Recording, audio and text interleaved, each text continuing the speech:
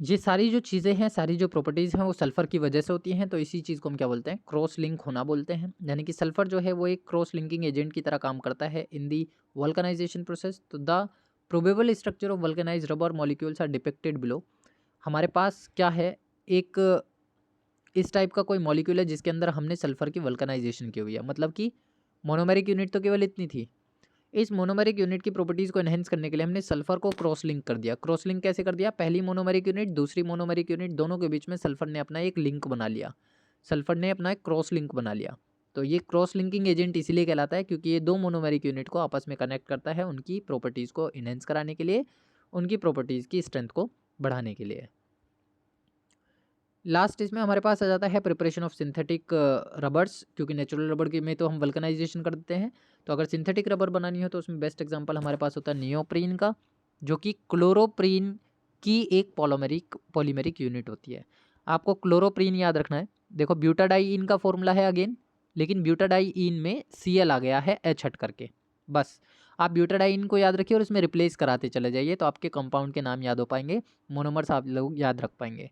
अभी जो नियोप्रीन है बेसिकली ये एक पॉलीमेरिक यूनिट है किसकी, क्लोरोप्रीन की, क्योंकि क्लोरोप्रीन इसका मोनोमर है। अब क्लोरोप्रीन के आप n नंबर ऑफ मॉलिक्यूल ले लीजिए, उसका पॉलीमराइजेशन कर दीजिए। बस आपको हर रिएक्शन के ऊपर यहाँ पॉलीमराइजेशन लिखना ज़रूरी होगा।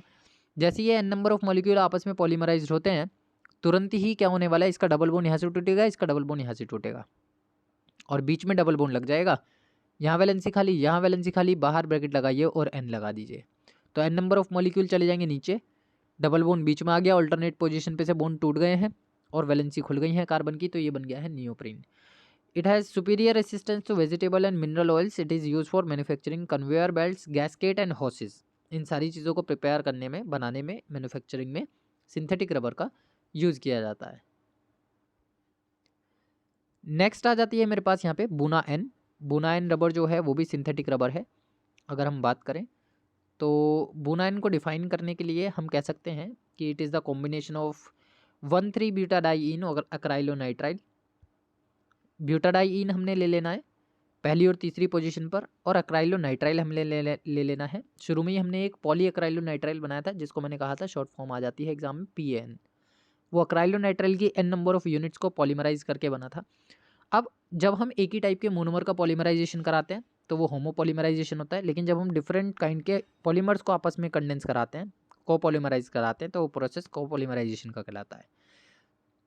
तो यहाँ पर 1,3-ब्यूटाडाइइन अक्राइलोनाइट्राइल के साथ रिएक्शन कर रहा है और क्या कर रहा है, लिंकिंग कर रहा है। कैसे करने वाला है, सीधा सा कॉन्सेप्ट है। फिर से डबल बोन तोड़िए, डबल बोन तोड़िए, यहाँ डबल बोन लगाइए, यहाँ सिंगल बोन, यहाँ सिंगल बोन, वैलेंसी खुल जाएगी। वो वैलेंसी इस वाले CH के साथ कनेक्ट कर दीजिए। जैसे आप इस CH के साथ, या फिर आप सीधा सीधा इसका डबल बोन तोड़ दीजिए, सबसे बेस्ट है। आप यहाँ डबल बोन तोड़ेंगे, यहाँ डबल बोन तोड़ेंगे, यहाँ डबल बोन तोड़ेंगे, तीनों डबल बोन टूट गए। जैसे ही डबल बोन टूटेंगे ये वैलेंसी खाली होगी, ये वैलेंसी खाली होगी, यहाँ ऑल्टरनेट पोजीशन पर डबल बोन बन जाएगा। ये डबल बोन टूटते यहाँ से भी वैलेंसी जनरेट होगी और आपस में कंबाइन हो जाएंगे। तो स्ट्रक्चर कुछ ऐसी होगी, CH2 double bond CH2 single bond CH double bond CH single bond CH2 single bond. इसके साथ ये वाला ग्रुप आप जोड़िए, CH2 सिंगल बॉन्ड आ जाएगा, CH यहाँ से वैलेंसी खुल जाएगी और इसके साथ CN पहले से ही लगा हुआ है और बाहर ब्रैकेट के आप लगा देंगे N। This is known as the Buna N।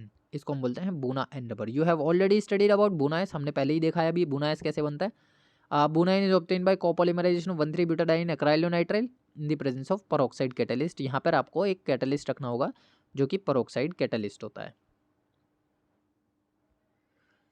तो ये था हमारे पास होमोपॉलीमराइजेशन और कोपॉलीमराइजेशन के कुछ बेसिक एग्जांपल्स, उनकी प्रिपरेशन।